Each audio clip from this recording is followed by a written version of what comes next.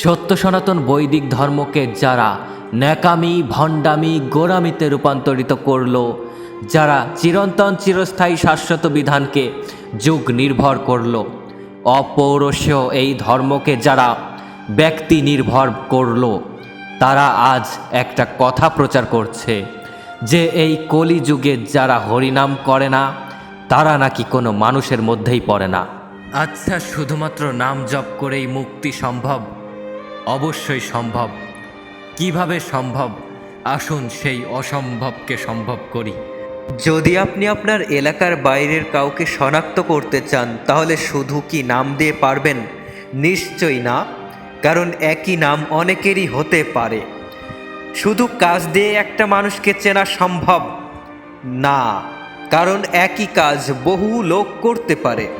তাহলে কোনটা প্রয়োজন? একটা মানুষকে চেনার জন্য তার জ্ঞান, কর্ম, স্বভাব। একটা ব্যক্তিকে শনাক্ত করতে হলে তার নামই যথেষ্ট নয়, তার কর্ম এবং তার অবস্থান জানাও জরুরি। আজকে যারা ভক্তিযোগ ভক্তিযোগ ভক্তিযোগ করে লাফাচ্ছে, তাদের কাছে তো জ্ঞানের কোনো মূল্য নেই। তারা বলছে এত জ্ঞানের কি প্রয়োজন, শুধুমাত্র ভক্তি করলেই তো হয়, ভক্তিতেই মুক্তি।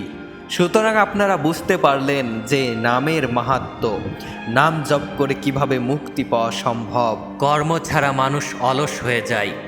জ্ঞান যদি না থাকে তাহলে মানুষ কিভাবে নির্ধারণ করবে যে এটা সত্য নাকি অসত্য, এটা সংস্কৃতি নাকি অপসংস্কৃতি, এটা ধর্ম নাকি অধর্ম, এটা ভক্তি নাকি অন্ধভক্তি, এটা বিশ্বাস নাকি অন্ধবিশ্বাস? কিভাবে নির্ধারণ করবে?